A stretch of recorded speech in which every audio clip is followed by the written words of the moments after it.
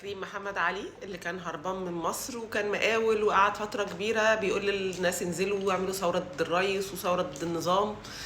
محمد علي اعتذر لمصر وفخامة الرئيس وبيطلب ان هو ينزل مصر وعايز يفتح صفحة جديدة.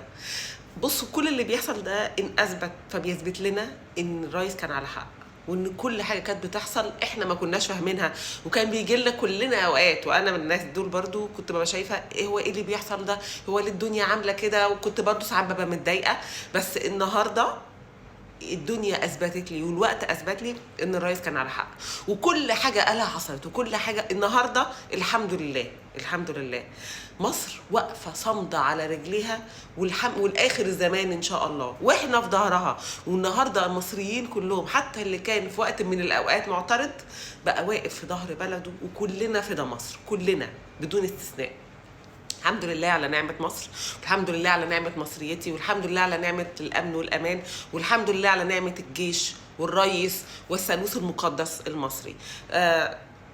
ملاحظة ان اغلبية الناس اللي هربت بره مصر النهاردة بيطلبوا العفو والسماح من الرئيس عشان ينزلوا تاني مصر. وبصراحة انا شايفة ان الرئيس اوقات كتير قوي، كان لسه في واحد مؤخرا مش فاكرة اسمه ايه برضو طلب العفو والسماح، وبرضو كان ضد مصر وبيشتم في الرئيس، ويعني مصر فتحت معاه صفحة جديدة، وانا عارفة ان ده برضو ان اذا كان بيتعمل فبيتعمل لمصلحة مصر.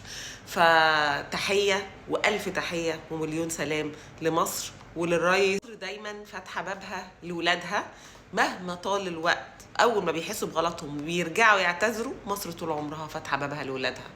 فتحيا مصر وتحيا الرئيس وتعيش يا مصر.